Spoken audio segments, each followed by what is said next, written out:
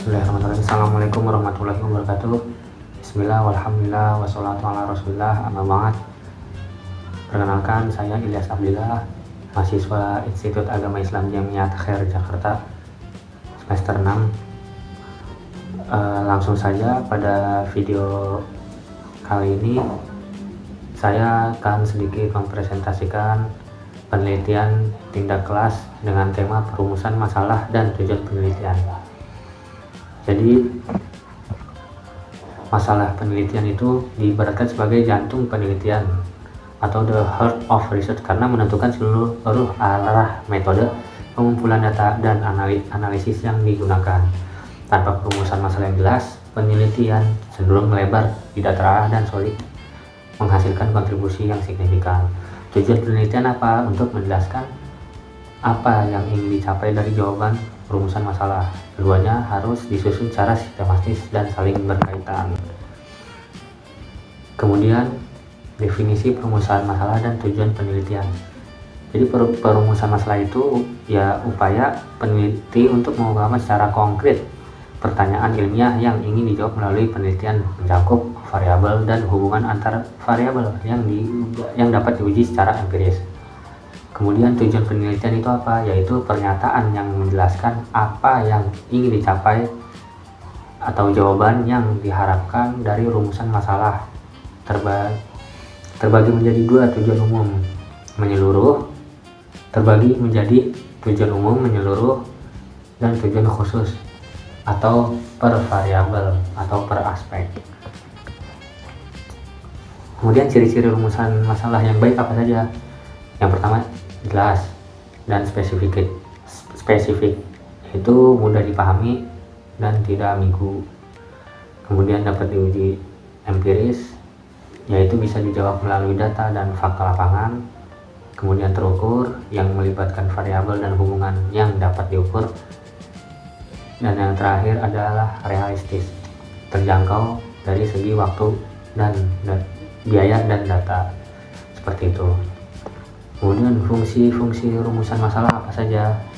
Yang pertama, menentukan arah, menjadi dasar penentuan arah dan fokus penelitian sejak awal. Kemudian yang kedua, pemilihan metode, menentukan metode, instrumen dan teknik analisis yang digunakan. Ketiga, membatasi ruang lingkup, menjaga agar penelitian tetap fokus, tidak melebar ke topik yang lain. Kemudian yang keempat, pedoman pengumpulan data, yaitu menentukan jenis data, sumber dan teknik pengumpulan data. Dan yang terakhir, dasar penarikan kesimpulan yang baik menjawab seluruh rumusan masalah.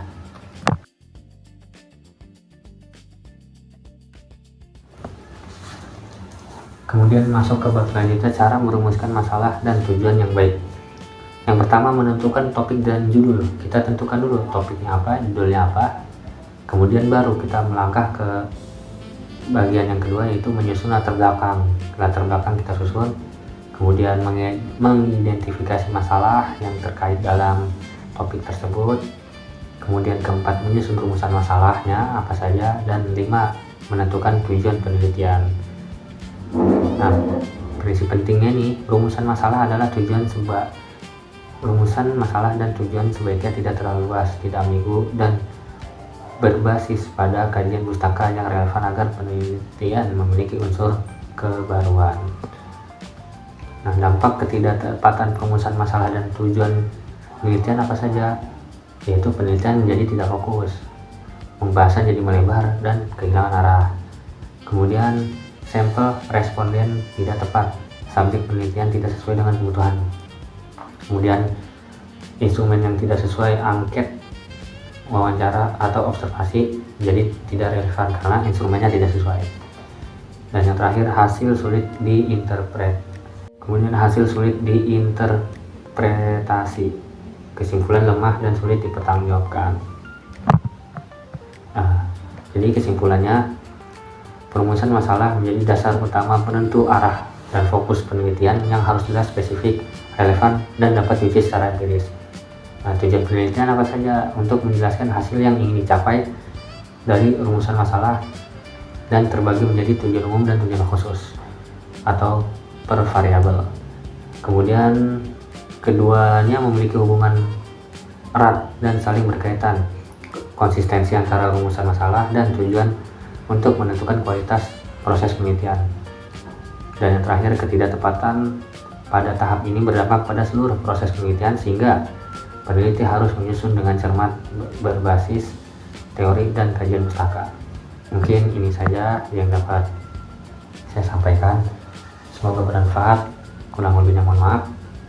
Hadanallahu wa iyyakum ajmain. Wassalamualaikum warahmatullahi wabarakatuh.